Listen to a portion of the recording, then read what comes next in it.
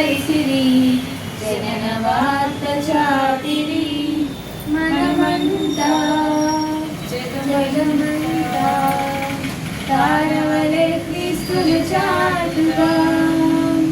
Happy Christmas, merry Christmas, we wish you happy Christmas, happy Christmas. అయిపోయిందా? ఇంకెవరన్నా?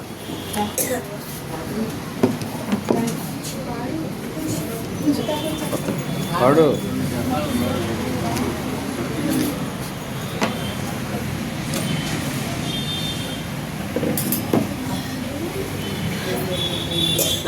వేరేమన్నా?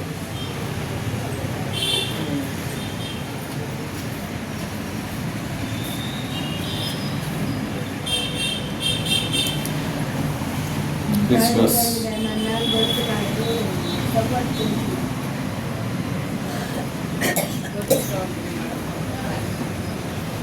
Vote చేస్తే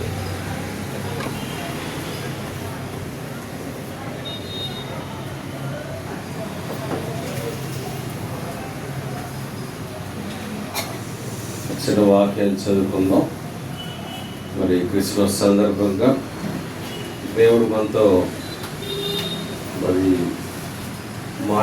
ఏం మాట్లాడదలుచుకున్నారో ఒకసారి మనం చదువుకొని, అపోస్తలుడైన పౌలు గారు తిమోతికి రాసిన మొదటి పత్రిక, అపోస్తలుడైన పౌలు గారు తిమోతికి రాసిన మొదటి పత్రిక 1వ అధ్యాయం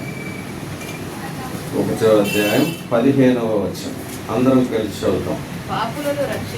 పాపులను రక్షించుటకు క్రీస్తు యేసు లోకమునకు వచ్చారు. వాక్యము నమ్మదగినదియు పూర్ణాంగీకారమునకు యోగ్యమైనది ఉన్నది. అట్టి వారిలో నేను ప్రధానుడను. చిన్న ప్రార్థన చేసుకుందాం. అందరూ కళ్ళు మూసుకొని చిన్న ప్రార్థన చేసుకుందాం.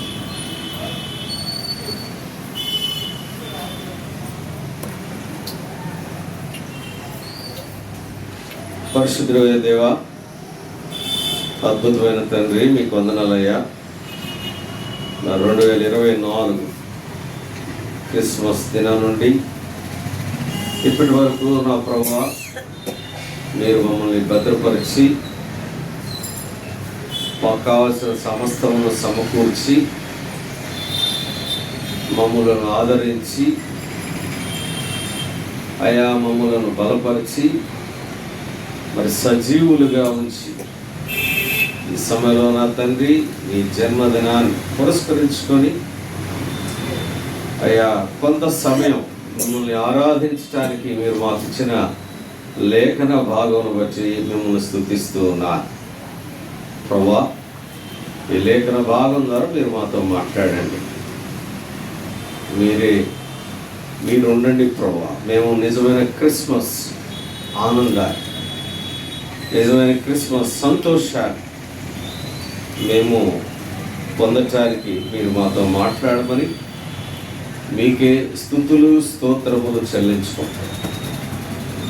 నిలబడుతున్న నన్ను, అయోగ్యుడైన నన్ను మీ సిలువ చాటు మరుగుపరిచి నా ప్రభువా మీ ఆత్మతో అభిషేకించి మీరు మాతో మాట్లాడమని యేసుక్రీస్తు వారి పరిశుద్ధమైన నామములో ఈ మనవి చేస్తూ ఉన్నాము తండ్రి. ఆమేన్. అందరూ కూడా దయచేసి మీ సెల్ ఫోన్ సైలెంట్లో పెట్టుకోండి. నేను రింగులు వినకూడదు. I request you all to please mute your mobiles. Disturbance చేయకూడదు, డిస్టర్బెన్స్ రాకూడదు. కాబట్టి ఇక్కడ చూస్తే ఎందుకు వచ్చారు యేసుక్రీస్తు ప్రభువా చాలా స్పష్టంగా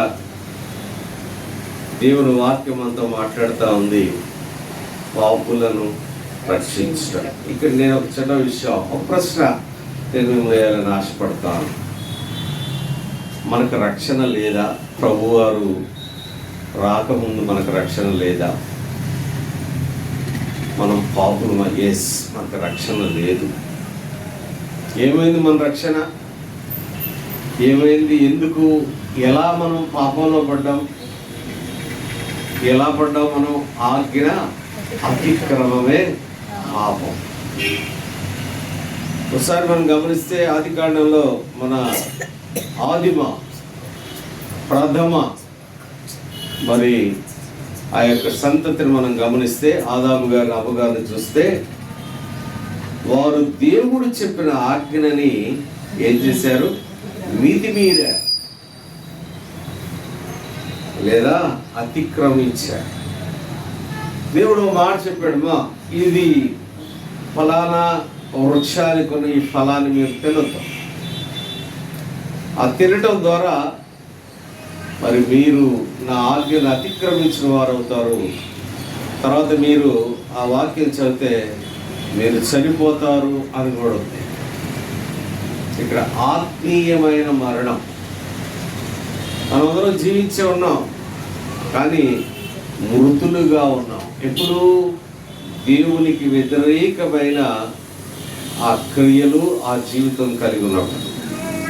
ఈ క్రిస్మస్ రోజున వై జీసస్ హస్ కమ్, ఎందుకు ప్రభువారు ఈ లోకానికి వచ్చారు అంటే, నీవు నేను మనము కూడా ఆయనకు దూరంగా ఉంటూ పాపములో జీవిస్తూ ఉన్నాం. అందుకు ఆయన వచ్చారు. ఆయన రావడానికి ఉన్న ఆవశ్యకత ఏంటంటే, తన ప్రజలు తన చేత సృష్టించబడిన తన ప్రజలు తనకు దూరంగా పాపం వలన, పాపం అనే అగాధము వలన దూరంగా ఉన్నప్పుడు, మీరు గమనిస్తే మీరు దేవుని బిడ్డలారా, ఇక్కడ మొట్టమొదటి వచనం మనం చూస్తాం. ఆది కాండం మొట్టమొదటి వచనం, మొదటి అధ్యాయం మొట్టమొదటి వచనం చదువు ఒకసారి.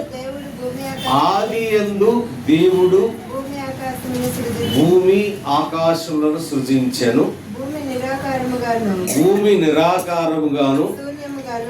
ఇక్కడ ఏంటి? పైన ఏమో భూమి ఆకాశం సృజించాలని అంటారు, మరి రెండవ వచనం అనేది, రెండవ వచనంలో నిరాకారం అంటే ఎటువంటి ఆకారం లేకుండా అని చెప్తాం. మరి ఆ పైన ఏమో భూమిని ఆకాశాన్ని సృజించానని అంటారు.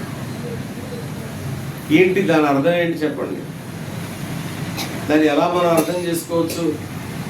మొట్టమొదటిగా దేవుడు సృజించినది దేవదూతల్ని. దేవదూతలతో ఈ భూమి ఆకాశం అంతా కూడా నింపబడింది.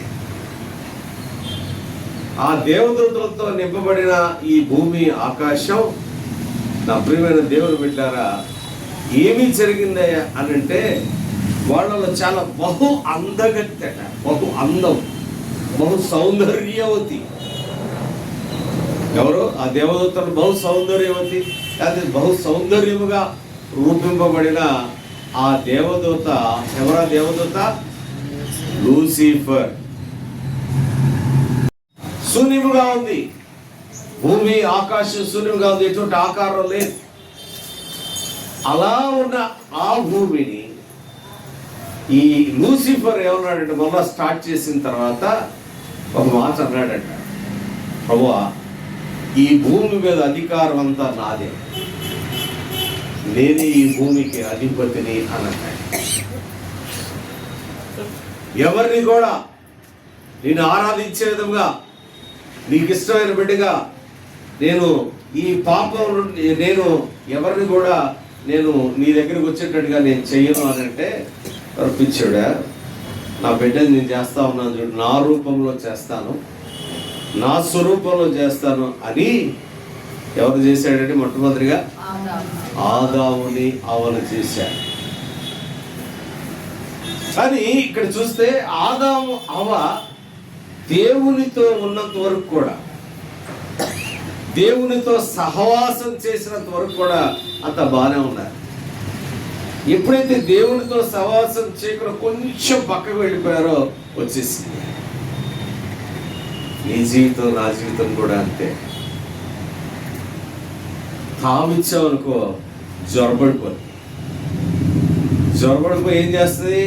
నాశనం చేస్తుంది. దానికి ఉదాహరణే ఈ యొక్క అవ్వనే ఎందుకు పెట్టాడు? ఆదాము పెట్టొచ్చుగా. అక్కడ మనం క్యారెక్టర్ చూస్తే ఒక స్త్రీ బలహీనురాలు అని గుర్తు చేయటానికి దేవుడు అవ్వ దగ్గర పంపించాడు. స్త్రీ బలహీనురాలు, బలహీన ఘట్టం, పెద్ద పెద్దగా అరవడమే కానీ ఏముండదు. బాధపెట్టడం బాగా బాధపడతారు, ఏముండదు, తర్వాత మొత్తం మర్చిపోతారు. కాబట్టి సేమ్ పాయింట్ అవ్వ దగ్గర పోయి నేను అది చేస్తా ఇది చేస్తాను అనగానే ఏమన్నది అవ్వ? అవునా, నిజమా?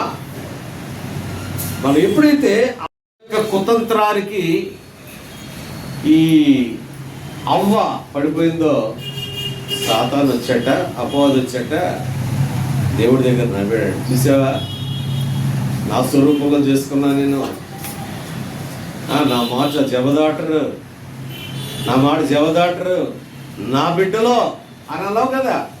చూడు ఇప్పుడు ఏమైంది? నీ మాట విన్నారా? నీ మాట విన్నారా? సరే, నువ్వు అతన్ని అయితే చేసావు, నేను వాడి సంతానాన్ని మీ దగ్గర పంపిస్తాను అనేసి కయీనును హేబెల్ని తీసుకొచ్చాడు. కయీను, హేబెల్ ఏమయ్యారు? మరలా వాళ్ళు కూడా పాపంలో పడిపోయారు. ప్రియులారా, అంటే యేసుక్రీస్తు ప్రభువారే, why Jesus himself came to the world. ఎందుకు యేసుక్రీస్తు ప్రభువారే ఈ లోకంలోనికి వచ్చారు అన్నదానికి నేను మీకు బ్యాక్గ్రౌండ్ ఇస్తాను. యేసుక్రీస్తు ప్రభువారు ఎందుకు రావాలి? చూశాడు, ఆయన చేత సృష్టించబడిన మనుషులందరినీ కూడా పంపాడు. ఆదామును పంపాడు. ఆదాము ఫెయిల్, హేబెల్ కయీన్ ఫెయిల్, తెలుసు కదా. సృష్టిలో మొట్టమొదటి హత్య,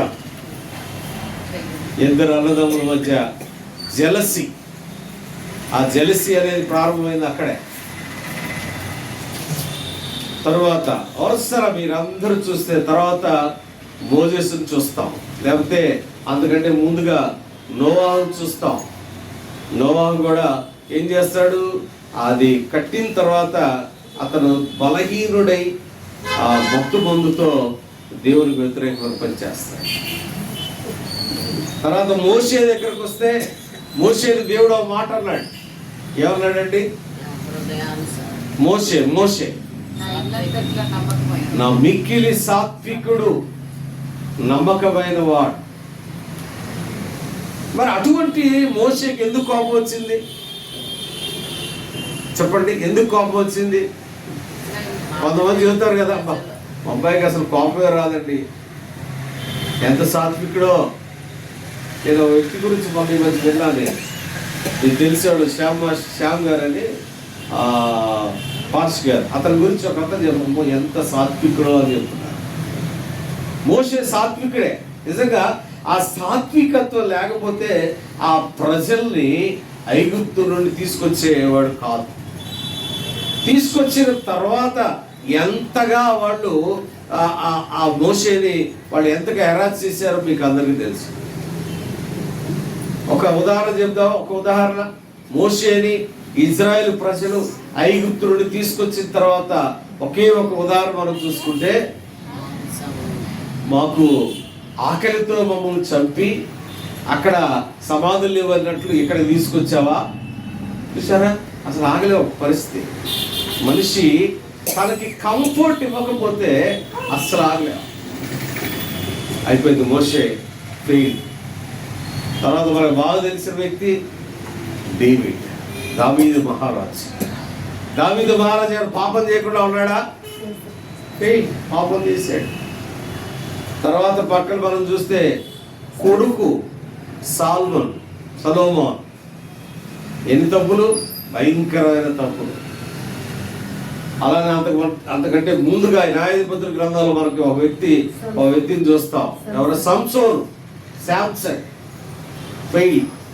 తర్వాత అట్లా రాజులందరూ కూడా మనం చూసుకుంటే చివరికి మలాకీ గ్రంథం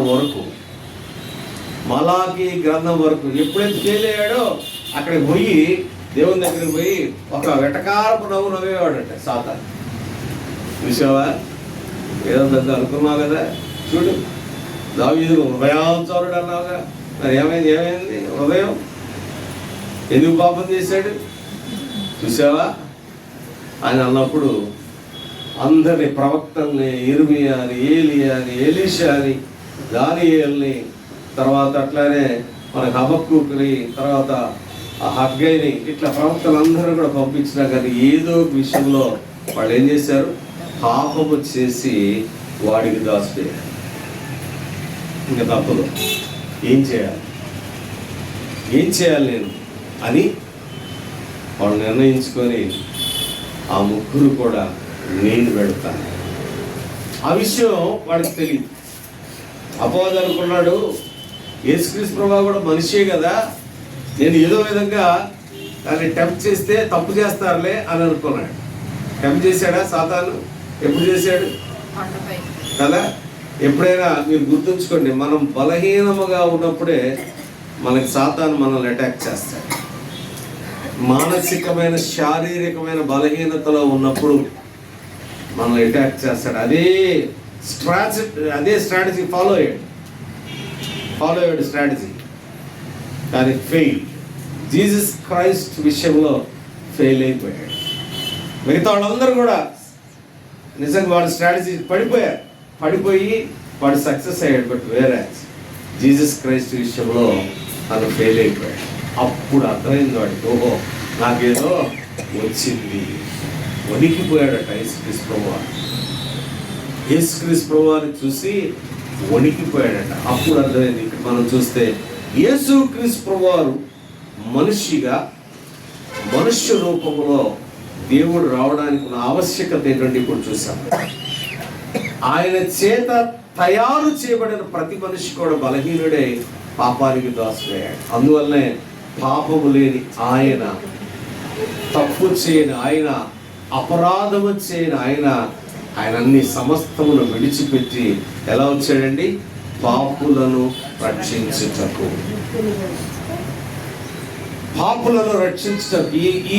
He did not come to get honor. ఏదో మన చేత ఆయన ఘనత పొందటానికి, లేకపోతే పరిచయం చేయించుకోవడానికి రాలేదు. ఇక్కడ మనం చూస్తే రియల్గా ఒకటి ఆలోచిస్తే,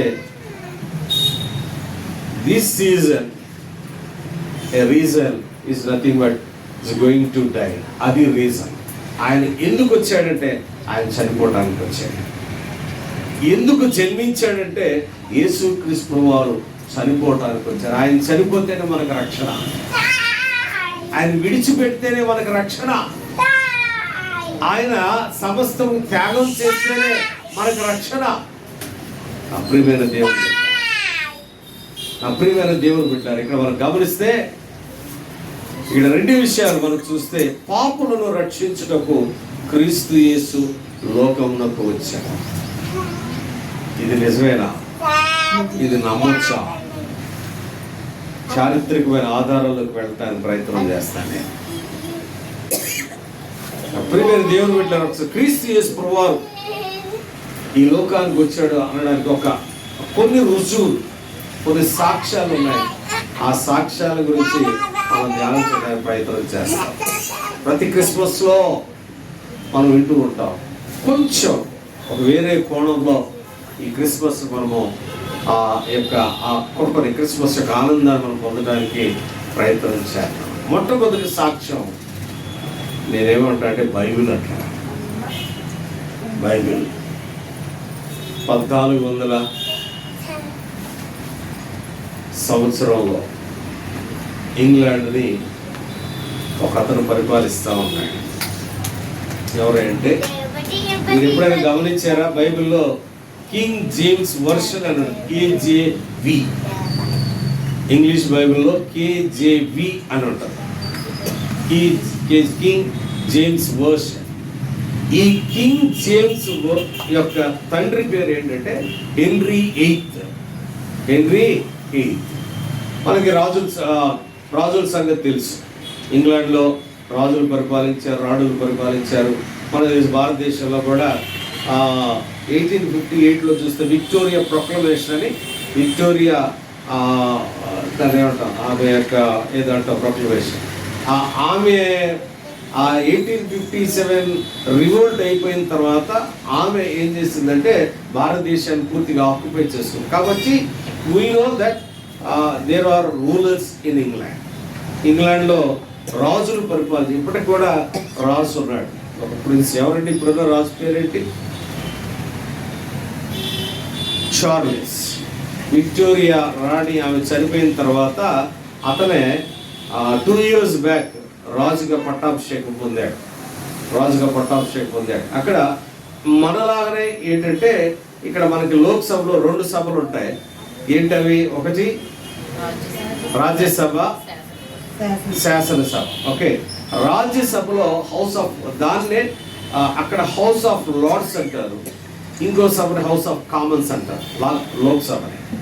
కాబట్టి అట్లానే అక్కడ నుంచి తీసుకున్నదే రాజ్యాన్ని. కాబట్టి రాజులు అతను పరిపాలించిన కాలంలో జాగ్రత్తగా రండి, అతనికి క్రైస్తవులంటే చాలా కోపం. క్రైస్తవులు కనపడితే చంపేసేవాళ్ళు. ఎలా చంపేశారో తెలుసా? మీకు సంత తెలుసా?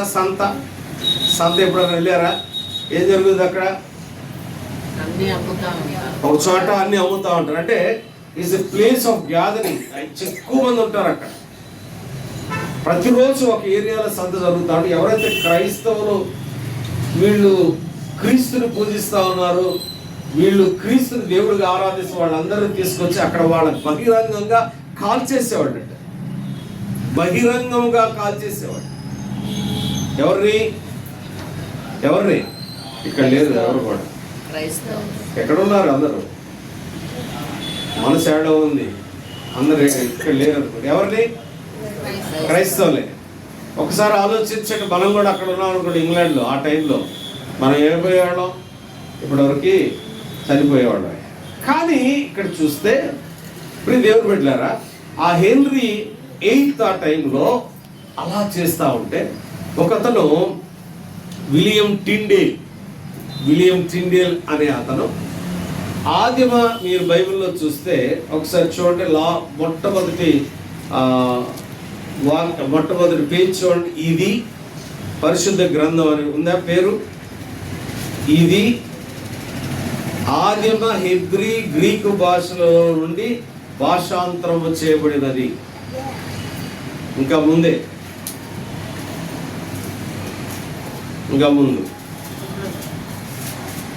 అక్కడ చూడు.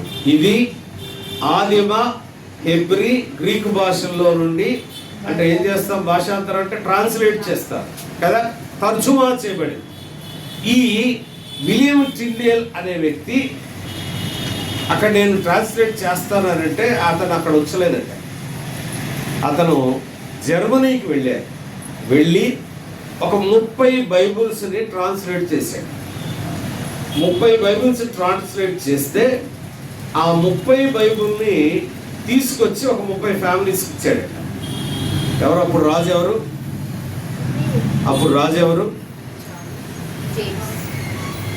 ఎవరు? Henry 8th. 8వ హెన్రీ. ఇతను ఈ హెన్రీ 8th ఎవరు? జేమ్స్ వాళ్ళ ఫాదర్, జేమ్స్ యొక్క ఫాదర్. సరే, ఈ విలియం టిండేల్ అనే అతను అక్కడ జర్మనీకి వెళ్ళి తీసుకొస్తే ఆ 30 బైబిల్స్ పంచాడట. 30 ఫ్యామిలీస్ పంచాడు. అయితే తెలిసిపోయింది రాజుకు, ఈ టిండేల్ అనే అతను ఇలా బైబిల్స్ పంచాడు అని. అంటే ఆయన ఒక 25 బైబిల్స్ని మళ్ళా కలెక్ట్ చేశాడు. అంటే 25 బైబిల్ కలెక్ట్ చేశాడు, మళ్ళీ తీసుకున్నాడు. ఒక 5 దొరకల. విలియం టిండేల్ పిలిచి, మీరు గమనిస్తే ఆ రోజు జరిగిన ఆ విషయాన్ని మనం చూస్తే, బహిరంగంగా విలియం టిండేల్ని ఆ 25 బైబిల్స్ అతను చుట్టూ పెట్టి, బహిరంగంగా ఆ 25 బైబిల్స్ అతను చుట్టూ పెట్టి ఆ బైబిల్స్ని కాలిస్తే, ఆ బైబిల్ కాల్చిన తర్వాత విలియం టిండేల్ దగ్గరికి వెళ్ళి అతను సజీవంగా చనిపోయాడు. అప్పుడు ఆ మాట అన్నాడు విలియం టిండేల్, ఏమన్నాడు తెలుసా? O lord, O god, open the eyes of this king. నా ప్రభువా, నా దేవా, ఈ రాజు కళ్ళు తెరిపించు అని అన్నాడు. అతను చనిపోయాడు. చనిపోయిన తర్వాత జేమ్స్ కింగ్ అయ్యాడు. దేవుడు జేమ్స్ని పట్టుకున్నాడు. దేవుడు జేమ్స్ పట్టుకున్న తర్వాత జేమ్స్ ఏం చేశాడంటే, ఈ బైబిల్ని నేను ట్రాన్స్లేట్ చేపిస్తాను అనేసి ప్రపంచంలో ఉన్న అందరినీ కూడా అక్కడ తీసుకొచ్చారు. 3700 భాషల్లో తర్జుమా చేశాడు. ఎవరైతే బైబిల్స్ కాల్చారో, ఎవరైతే ఆ బైబిల్ ట్రాన్స్లేట్ చేసిన వ్యక్తిని సజీవ దహనం చేశారో, తన కుమారుని దేవుడు పట్టుకోవటం ద్వారా ఏం జరిగిందంటే 3700 భాషల్లో ఈవెన్ మన ఆంధ్రప్రదేశ్ నుండి కూడా వెళ్ళిపోయారు. చూసారా? అలా బైబిల్ అనేది బయటికి రావటం జరిగింది ప్రియుల. కాబట్టి బైబిల్ అనేది యేసుక్రీస్తు ప్రభువారు పుట్టారు, ఆయన దేవుడు అన్నదానికి మొట్టమొదటి సాక్ష్యం ఏంటంటే బైబిల్. ఇది నమ్ముదాం, అందరం నమ్ముదాం. రెండో సాక్ష్యం చెప్తారు. రెండో సాక్ష్యం ఏంటంటే శిష్యులు తెలుసుగా మనకి. ఒక శిష్యుడి గురించి చెప్పండి. మనకు తెలుసు, తోమా కదా. తోమాకి ఇంకొక పేరేంటి? అదే, దానికి ఒక పేరు ఉంటుంది కదా, దానికి ఒక పదం ఉంటుందిగా, అనుమానించే తోమా కదా. అనుమానించే తోమా. మరి యేసుక్రీస్తు ప్రభు తానే ఉన్నారు, 3.5 సంవత్సరాలు ఉన్నారు. కానీ ఆయనకి ఆ ప్రభు వచ్చారు, లేచారు, మమ్మల్ని కలిశారంటే, ఆహా, నేను ఆయన చేతిలో నా వేలు పెట్టి చూస్తేనే తప్ప నేను నమ్మను అని అన్నాడు. తోమా యొక్క వృత్తి ఏంటో తెలుసా? తోమా ఏం చేస్తాడో తెలుసా? హీ వాజ్ ఎ స్కల్ప్చర్, శిల్పకారుడు. శిల్పాలు చెప్తా ఉండేవాడు. సరే, ప్రభు రావడం, ప్రభు వచ్చి తోమా చూడు, పెట్టు, నా చేయిలో వేలు పెట్టి చూడు అని అంటాం. అప్పుడు కుళ్ళి ఆడడం. అప్పుడు ఆ మాట అన్నాడు. ఏమన్నాడు ఆ మాట? చూసి నమ్మిన వాని కంటే చూడక నమ్మవారు ధన్యులు. మనం ధన్యులుగా కాదా? మనం ధన్యులుగా కాదా? కదా. We are blessed people. ఎందుకంటే చూడపడ్డానికి మనం నమ్మాం. సరే, యేసుక్రీస్తు ప్రభువారు అది చెప్పిన తర్వాత వెళ్ళిపోయాడట. ఒకసారి కాళ్ళ కింద కూడా పడితే, కాళ్ళ మీద పడదారు, కాళ్ళ కింద పడితే ఆ కాళ్ళల్లో ఇతని కన్నీరు ఆ యొక్క రంధ్రాల్లో పడిపోయినాయి. చూస్తా ఉంటే ప్రభువారు అదృశ్యం అయిపోయారు. ప్రభువారు ఏడ్చుకుంటా ఆ గోరుకంత కొండ దగ్గరికి వెళ్ళారంట. వెళ్ళి చూస్తే ఆయన లేరు, కానీ సిలువ ఉంది. అప్పటికి తీయలేదు. ఆ సిలువ దగ్గర ఉండి ఆ సిలువ ఆ క్రాసును పట్టుకుని ఏడుస్తూ ఉంటే ఆయన కనిపించిన ఒక 3 కనిపించినాయి. ఏంటో తెలుసా? 3 సేలలు. ఏంటో సేలు? చేతుల్లో, కాళ్ళల్లో పెట్టిన ఆ సేలు. ఆ సేళ్ళు పట్టుకొని ఏడుస్తా తన జీవితాన్ని కొనసాగిస్తూ ఉంటే ఒకరోజు దేవుడు కనుక్కుంటాడు, తోమా. అతను వృత్తి ఏంటి? మళ్ళా శిల్పాలు చెక్కడానికి వెళ్ళిపోతాడు, నేను బ్రతకాలి కదా అనేసి వెళుతూ ఉన్నప్పుడు ఒకసారి దేవుడు, తోమా ఏం చేస్తున్నావు నువ్వు? ప్రభువా, మన నా జీవితాన్ని నేను ఉన్నావు, నువ్వు భారతదేశానికి వెళ్ళు అని అన్నాడు. నువ్వు భారతదేశానికి వెళ్ళు. ప్రభా, ఎట్లా? అక్కడ కొండ మీద నుండి దిగొచ్చిన సమయంలో ఒక అతను ఎదుగుతా ఉన్నాడు. అయ్యా, మా భారతదేశంలో ఓ రాష్ట్రం ఉంది, ఆ రాష్ట్రంలో రాజు అతను ఒక మంచి ప్యాలెస్ కట్టాలని అతను ఆలోచన కలిగి ఉన్నాడు. ఇక్కడ ఎవరన్నా శిల్పకారులు ఎవరైనా దొరుకుతారని తోమానే అడిగారండి. తోమా అన్నాడు, నేను ఉన్నానండి, నేను చెప్తా, నేను వస్తానంటే తీసుకెళ్ళిపోయాను. ఎన్ని రోజులు అప్పుడు ప్రయాణానికి మనకి ఫ్లైట్లు లేవు కదా, దీంట్లోనే రావాలి, షిప్లోనే రావాలి. వచ్చాడు. రావడంతో ఆయన దగ్గర ఉన్న ఏమున్నాయి? 3 సేళ్ళు ఉన్నాయి. ఆ 3 సేళ్ళు తీసుకొని వచ్చాడు తోమ. రాజు దగ్గరికి వెళ్ళాడు. ఆ రాజు పేరేంటో తెలుసా? ఆ రాజు పేరు గంధ భైరవుడు అనే రాజు. ఏ రాష్ట్రానికి రాజు? ఇప్పుడు మన అర్థం కావడానికి కేరళ అనే రాష్ట్రానికి రాజు వచ్చాడు.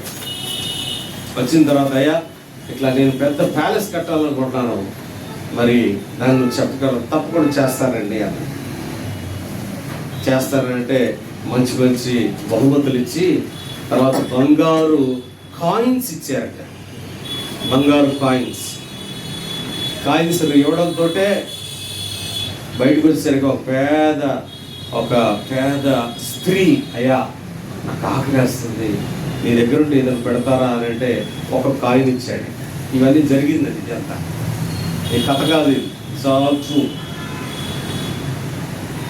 కాయిన్ ఇస్తే, అమ్మో అక్కడ కాయిన్స్ ఇస్తున్నారు, మన జీవితాలు మారిపోతాయి రండి అని అందరూ వస్తే ఆ ఉన్న కాయిన్స్ అన్నీ కూడా ఇచ్చాడు. ఈ క్రిస్మస్ సీజన్లో నీకున్నది ఇతరులకి ఇవ్వాలి. కానీ మన పాలసీ ఏంటో తెలుసా? నాది నాదే, నీది నాదే అనేది మన పాలసీ. అవునా కదా? నాది నాదే, నీది నాదే. ఎవరిస్తారా? తీసుకుందాం, నాది నాదే. కానీ యేసయ్య పాలసీ ఏంటి? నాది నీదే అంట. ఈ క్రిస్మస్ సీజన్లో దేవుడు ఆయనకున్న సమస్తాన్ని మనకి ఇచ్చాడు. సమస్తం. ఇంకేమైనా ఉందో ఇవ్వడానికి? Is anything left to give? అదే దాన్ని ఏమంటారంటే దాతృత్వం అని అంటాం. ఈ క్రిస్మస్ రోజున ఇప్పుడు దేవుడు పెట్టారా, మనకున్నది ఇవ్వడానికి సిద్ధంగా ఉండాలి. ఆయన అన్నీ ఇచ్చేసాడు, మనం పొందాం. ఆయన అన్నీ ఇచ్చేసాడు మనకి, మనం పొందాం. కానీ మనం ఇస్తున్నామా లేదా? ఈరోజు నిర్ణయం తీసుకుందాం. ఎస్ లార్డ్, నీ జీవితాన్ని నాకు ఇచ్చావయ్యా, నేను కూడా నా ప్రభువా నాకున్న సమస్తాన్ని ఇవ్వడానికి సిద్ధపడుతున్నాను ప్రభు. నాకు నిర్ణయం. క్రిస్మస్ అంటే అది. క్రిస్మస్ అంటే దాతృత్వం, గివింగ్. చూడండి, యెషయా గ్రంథం 53:10 ఒకసారి చదువుతాం.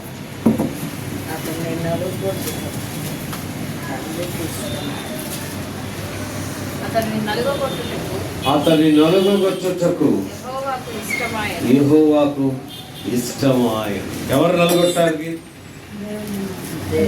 కొడుకుని, కుమారుణ్ణి. మనమైతే అట్లా ఉండదా మన పాలసీ? అమ్మో గారాల పట్టి కదా. ఇజ్రాయెల్ దేశానికి వెళ్తే ఇప్పుడు కూడా దేవుడిచ్చే క్రమం ఏంటంటే ఫస్ట్ బోర్న్ ఫర్ కంట్రీ, ఈ మొదటి జ్యేష్ఠ సంతానం దేవునిది, అలానే దేశానిది అంట. ఇప్పటికి కూడా ఫాలో అవుతున్నారు.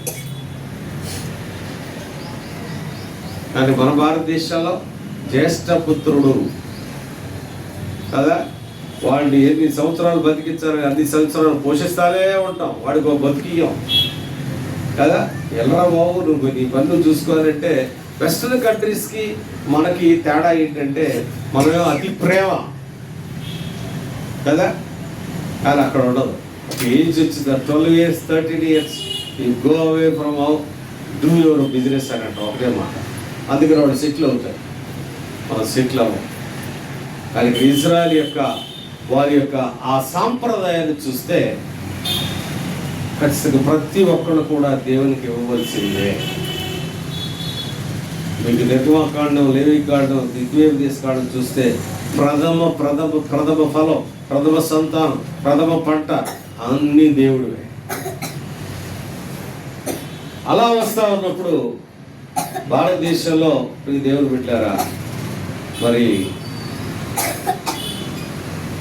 అతను ఏం చేసావా నేను ఇచ్చే డబ్బులు అని అంటే మరలా నేను బ్యాక్ వస్తున్నాను. తొమ్మా దగ్గరకు వచ్చి ఏం చేసావు డబ్బులు అంటే వాళ్ళకి ఇచ్చేసానండి. మరి ప్యాలెస్ కట్టారండి. ఎక్కడ కట్టా? పరలోకంలో కట్టా. వెంటలో వచ్చింది రాజుకి. గ్యాండ్ ఫోరస్ అంట, ఇంగ్లీష్లో గ్యాండ్ ఫోరస్ అంట. ఏంటో నువ్వు మాట్లాడేది ఏముంది, ఏం మాట్లాడుతున్నావు నువ్వు, అర్థం కావట్లేదా? లేదు అయ్యా కట్టారంటే ఇన్ని వెంటనే జైల్లో వేసేయండి అని అన్నారు. ఏమి లేకుండా వచ్చింది, అసలు ఏం పెట్టొద్దు అని అన్నారు. గమనించి జరిగిన సంఘటన. ఆ టైంలో రాజు యొక్క కుమారుడు చనిపోయాడు. ఆ రోజు దేవుడు మాట్లాడాడు రాజుతో, ప్రభువా మీరెవరు అని అంటే, నేను యేసయ్యని, నా బిడ్డని నీవు జైల్లో వేసి బాధిస్తున్నా, ఏం చేయమంటారు ప్రభువా? వదిలిపెట్టు. బయటకు వచ్చాడు తోమ, బయటకు వచ్చాడు. తోమ బయటకు వచ్చి రావడంతో చెప్పాడు, అయ్యా రాజ్ కుమారుడు చనిపోయాడు. అవునా అంటే అక్కడ ఎటువంటి టెన్షన్ ఏం లేదు.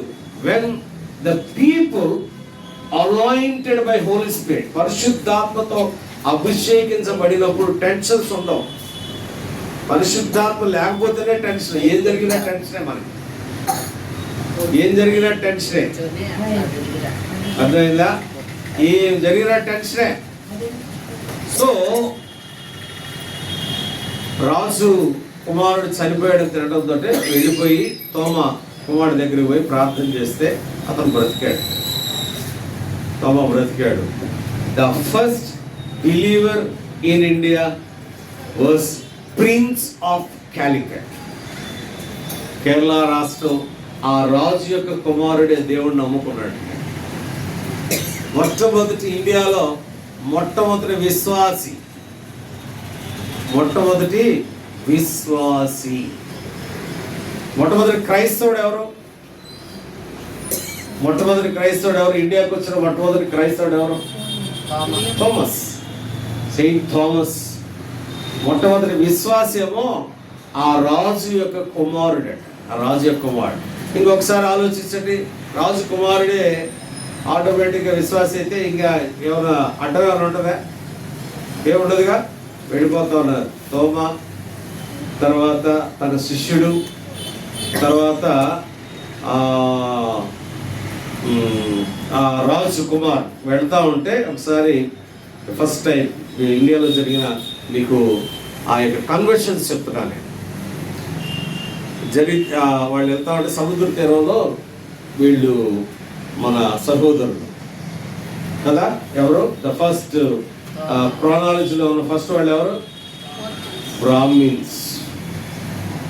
బ్రాహ్మిన్స్ అక్కడ వాళ్ళు ఏం చేస్తూ ఉన్నారు? ఒక 2 శ్లోకాలు చెప్తా ఉన్నారంట. ఆ శ్లోకాలు వినడానికి మనం కొంచెం ప్రయత్నం చేస్తాం. ఏంటంటే, పాపోహం పాపాత్మనం శరణాగత నవిద్యకే పాప పరిణామం. 3 శరణాలు. పాపోహం అంటే నేను పాపంలో ఉన్నవాళ్ళు, నేను పాపంలో జీవిస్తున్నాను, నా జీవితం అంతా పాపమే, నన్ను క్షమించు. ఒకసారి ఇప్పుడు నేను అడిగితే ఒక్కడు కూడా చెప్పండి కదా, వెళ్ళలేదుగా, చెప్పండి ఒకసారి. శ్లోకం చెప్పాలి, సంస్కృత శ్లోకం కదా. చెప్పండి. పాపోహం పాపాత్మనం పాప పరిణామం శరణాగత వత్సలో. పాపంలో పుట్టాను, పాపంలో జీవిస్తున్నాను, పాపానికి దాసుడైనా అయ్యా నన్ను క్షమించు. మందు కూడా అదే. ఏమైనా తేడా ఏమైనా ఉందంటారా? దావీదు మహారాజు ఏమన్నాడు? అయ్యా నేను పాపంలో జన్మించాను, నేను పాపంలో జన్మించాను. అయితే వాళ్ళు అన్నమాట ఏంటంటే, ఇంకోటి ఏమన్నారంటే, ఇంకో శ్లోకం ఏంటంటే, అసతోమా సద్గమయ తమసోమా జ్యోతిర్గమయ మృత్యోర్మా అమృతంగమయ ఓం శాంతి శాంతి శాంతి. వాడు వాడింది చెప్తున్నాను, వాడు వాడింది చెప్తాను. ఇక్కడ అసతోమా సద్గమయ అంటే నేను సంతోషంగా లేను, నెంబర్ 1. రెండవది తమసోమా జ్యోతిర్గమయ అంటే నేను చీకట్లో ఉన్నాను, నాకు వెలుగు. చీకటిలో నుండి ఏ వెలుగులో తీసుకొచ్చాడు మనల్ని? ఆశ్చర్యకరమైన వెలుగులోకి తీసుకొచ్చాడు. అయితే మృత్యోన్మా అమృతంగమయ్య, అయ్యా నేను నశించిపోతాను, నేను మరణించిపోతాను, నేను మృత్యుమైపోతా ఉన్నాను, నాకు జీవాన్ని అని వాళ్ళు అన్నమాటని మన తోమా గారు వెళ్తా వాళ్ళని చూశాడట. చూసేసి వాళ్ళు వాటర్ తీసుకొని కింద పడేస్తున్నారు. వాటర్ తీసుకొని ఆ కాలువలో వేస్తున్నారు. జాగ్రత్తగా రండి, చాలా ఇంపార్టెంట్. అంటే భారతదేశంలో మొట్టమొదటిగా క్రైస్తవులు ఎలా మారారు అనేది చూస్తున్నాం. ఇక్కడ వెళ్ళిపోయి తోమా గారు వాళ్ళ దగ్గరికి పోయి ఏం చేస్తున్నారంటే చదవడం. సరే, ఆయన కూడా అదే అన్నాడు. తోమా గారు ఈ 2 శ్లోకాలు అన్న తర్వాత ఏమన్నాడు? యేసు నామములో అంగీకరించము అని అన్నాడు తోమా. వాళ్ళు చెప్పింది కరెక్టే, తప్పే ఉంది దాంట్లో. నేను పాపంలో ఉన్నాను, పాపంలో పుట్టాను, పాపంలో జీవిస్తున్నాను, నన్ను క్షమించు. మనం కూడా అదేగా రక్షణ పొందకముందు అనేది ఏంటి? అయ్యా నేను పాపిని, నన్ను క్షమించు. అలా నేను చీకట్లో ఉన్నాను, నేను మరణించిపోతా ఉన్నాను, నాకు వెలుగు, నన్ను బ్రతికించాయా అని అంటాము. అయితే వాడు చెప్పిన మాట ఏంటంటే, ఎప్పుడైతే ఈ తోమా ఈ శ్లోకం చెప్పి యేసు నామములో అంగీకరించు అనడంతో ఆ యొక్క ప్రార్థన పైకి పోయింది. వాళ్ళు గమనించారు. జాగ్రత్తగా వినండి. ఎవరు అక్కడ ఉన్న మన సహోదరులు సీ కోస్ట్లో ఎవరైతే ఉన్నారో వాళ్ళు కూడా ఏంటి ఇలా జరిగింది, మనం ఎన్ని సంవత్సరాలు చేస్తున్నామే, మరి జరగలేదు. వాళ్ళు కూడా ఏమన్నారంటే సేమ్ అలా అయిపోయి యేసు నామంలో అంగీకరించంటే మొట్టమొదటిసారి ఆ యొక్క ప్రార్థనా ధూపం పైకి వెళ్ళిపోయింది. వాడికి అర్థం కాల. మేము ఎన్ని సంవత్సరాలు చేస్తా ఉన్నామే, చీకట్లోనే మమ్మల్ని వెలుగులోకి తీసుకురాయ్యా, అయ్యా నేను మరణించిపోతాను, నాకు జీవాన్ని ఇవ్వయ్యా, నాకు మనశ్శాంతి లేదయ్యా, నాకు ప్రశాంతతనియ్యా. నేను ప్రతి సంవత్సరం చిన్నప్పటి నుంచి కూడా మేము ఈ శ్లోకాలు చెప్తున్నాం, కానీ మాకేం లేదే, మాకేం జరగలేదే. అంటే ఎప్పుడైతే వాళ్ళు యేసు నామం అంగీకరించు అని వాళ్ళు అలా అన్నారు, కిందకి ఆ వాటర్ వదిలారో ఆ ప్రార్థన ధూపం పైకి పోవడంతో వాళ్ళకి ఏదో మనసులో ఒక పెద్ద భారం దిగిపోయినట్లుగా ఉంది. మరలా ఇది నిజమా అని పాత శ్లోకం వాళ్ళు పాడారట. పాత శ్లోకం ఏంటి? చివరిలో యేసునామం కాకుండా అది, కానీ అప్పుడు వెళ్ళలేదు ప్రార్థన ధూపం పైకి వెళ్ళా. ఈయన నిజమైన దేవుడు అని తెలుసుకొని ప్రియమైన దేవుడు పెట్టారా, అప్పుడు యేసు ప్రభు వారిని వారు రక్షకుడుగా అంగీకరించారట. ఎవరి ద్వారా ఇది జరిగింది? తన శిష్యుడైన తోమా ద్వారా.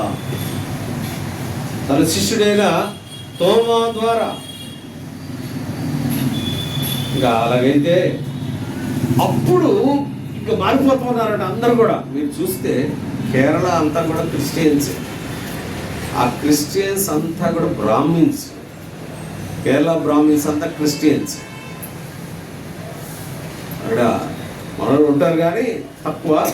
మీ మొట్టమొదటిగా చూడంటే దేవుని యొక్క ప్రణాళిక ఏంటంటే, నేను అందరికీ ప్రభు, అందరూ రక్షింపబడాలని ఆయన ప్రణాళిక. అందుకని ఆయన వచ్చింది. పాపులను రక్షించుటకు క్రీస్తు యేసు లోకమునకు వచ్చాడు. కాబట్టి ఆ సాక్ష్యం ఏంటి? రెండో సాక్ష్యం ఏంటంటే శిష్యులు. మరి వదిలిపెడతారా వీళ్ళు? అందరూ వదిలిపెట్టరుగా. చూశారు ఆల్మోస్ట్ ఎంతమంది? 27,000 మంది బాప్తిసం తీసుకున్నారట. 27,000 మంది. భయం వేసింది, ఇది జరిగేటట్టుంది, ఇతను ఇక్కడ ఉంటే భారతదేశాన్ని అంతటి కూడా ఇతను మార్చేసేటట్లుగా ఉన్నాడు, మన సనాతన ధర్మం పాడైపోద్దేమో అని ఉద్దేశంతో వాళ్ళు ఏం చేశారు? రాజు దగ్గర పోయి ఇలా అయితే కష్టం అని అంటే, సరే అతను ఒక పనిష్మెంట్ చేద్దాము అని ఏమన్నారంటే, ఒక తుంగ అంటే లాక్ అంటే ఏమంటాం, తుంగేగా దాన్ని అనేది,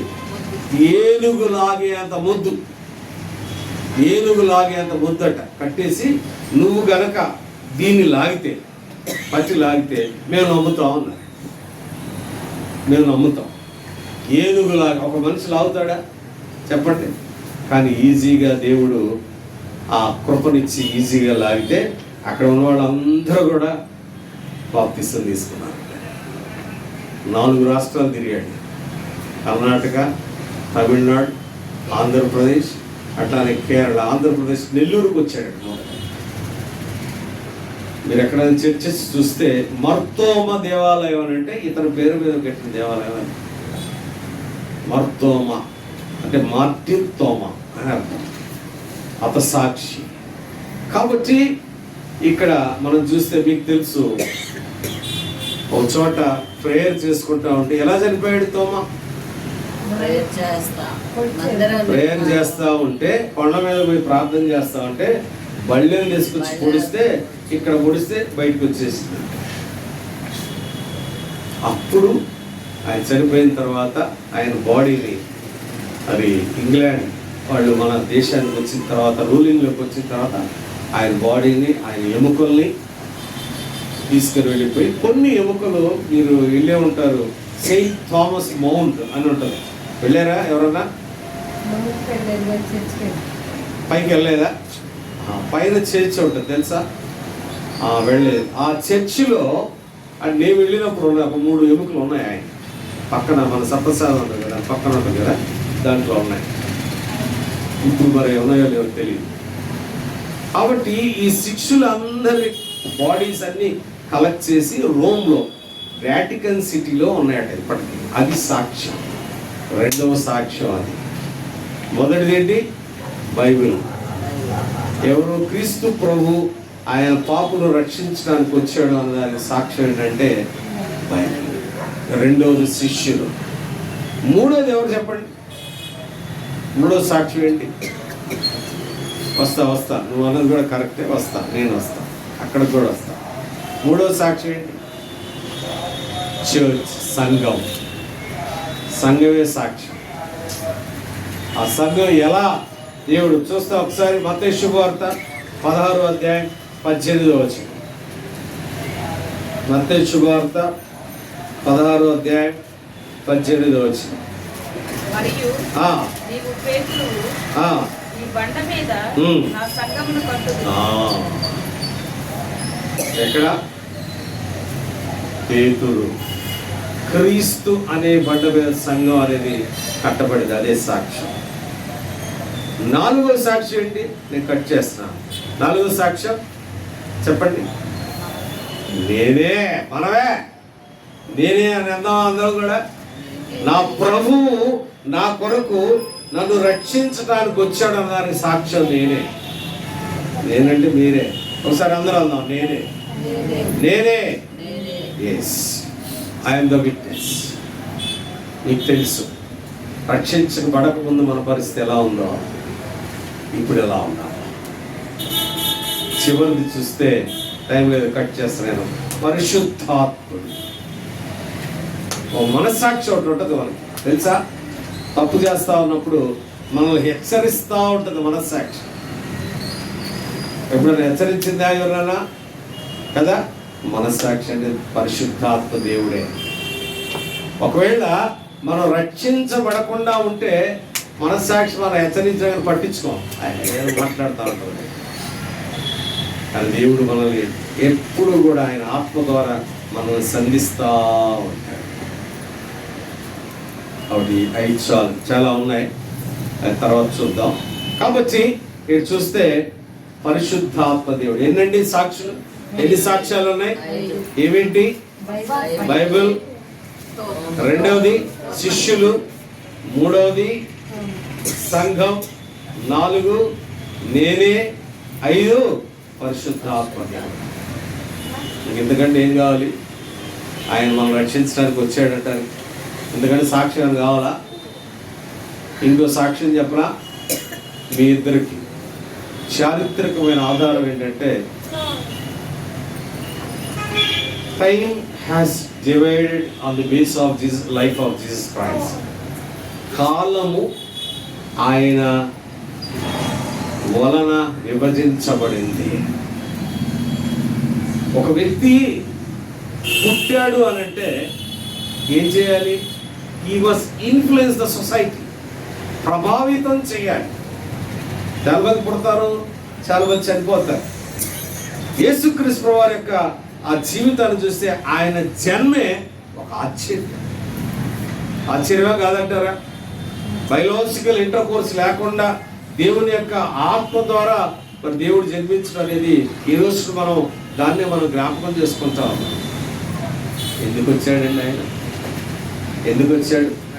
పాపులను రక్షించటం, మనలను రక్షించటం. ఆయన వచ్చిన తర్వాత ఏమైంది? కాలము రెండుగా విభజించబడింది. ఏంటది? క్రీస్తు పూర్వం, క్రీస్తు శకం. మీ పేరు పక్కన కూడా ఉంటుంది. ప్రతి ఒక్కళ్ళ పేరు పక్కన ఉంటుంది కదా. ప్రతి ఒక్కళ్ళ పేరు పక్కన ఏముంటుంది?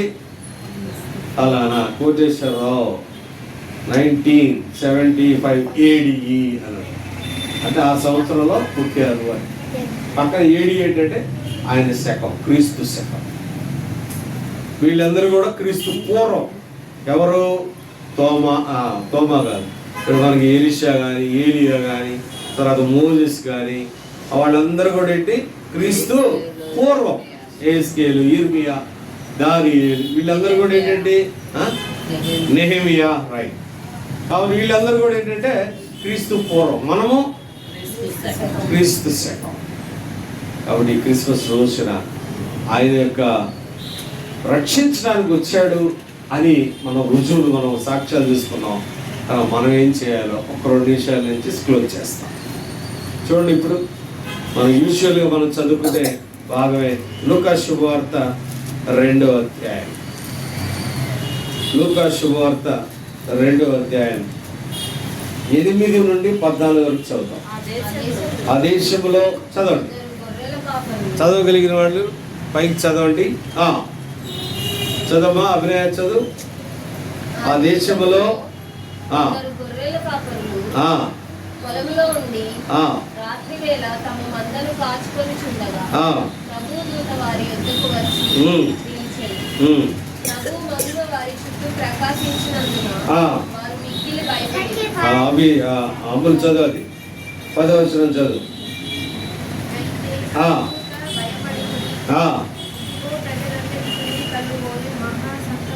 ఇదిగో ప్రజలందరికీ కలుగుబో మహా సంతోషకరమైన సువర్తమానం నేను మీకు తెలియజేస్తున్నాను. నెక్స్ట్ చదువు రాబి 11 చదువు. దావీదు పట్టణమందు అవి వాడు అవి చదువు 11.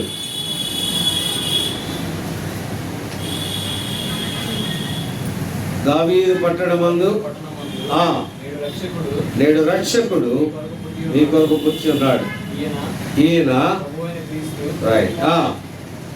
దానికి ఇదే మీ కానవాలు. చదవ శాంతి చదువు. దానికి ఇదే మీ కానవాలు. ఒక శిశువు పొత్తి గుడ్డలతో చుట్టబడి పండుకొని ఉండుట మీరు చెప్పు.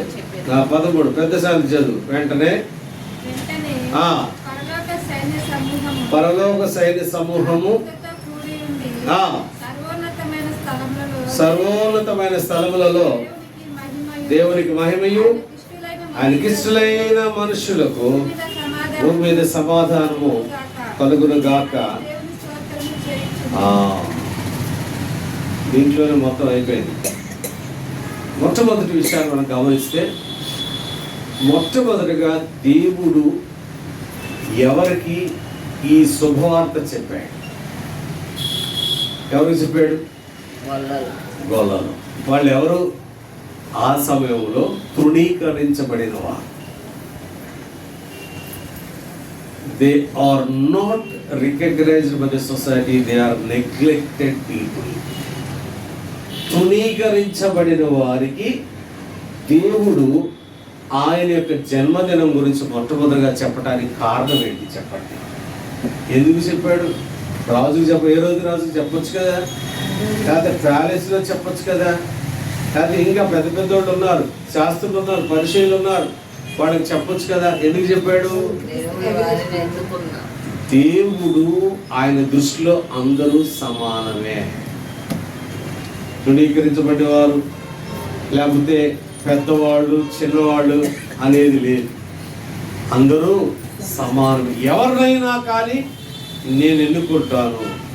నా జన్మదినం గురించి, నా జన్మ గురించి ప్రకటించడానికి నేను ఎన్నుకుంటాను అని ఒక తృణీకరించబడిన వారిని దేవుడు ఎన్నుకున్నాడు. గొర్రెల కాపరు. They are neglected people. They are neglected people. తర్వాత చూస్తే ఒక మాట ఈ క్రిస్మస్ మనకి ఏమిస్తుందంటే ఒక కంఫర్ట్ ఇస్తుంది. ఏంటో తెలుసా? భయపడొద్దు, భయపడొద్దు. ఒకసారి ఆదికాండం 3వ అధ్యాయం 15వ వచనం చదువుతాం ఒకసారి. ఆదికాండం 3వ అధ్యాయం 15 అనుకుంటా. చదువు శాంతి. మరియు 17 కాదు 17 అనుకుంటా. చదువు 17 చదువు. ఆయన ఆదాముతో నీవు నీ భార్య మాట విని తినవద్దని నేను నీకు ఆజ్ఞాపించిన వృక్ష ఫలములు తింటివి కనుక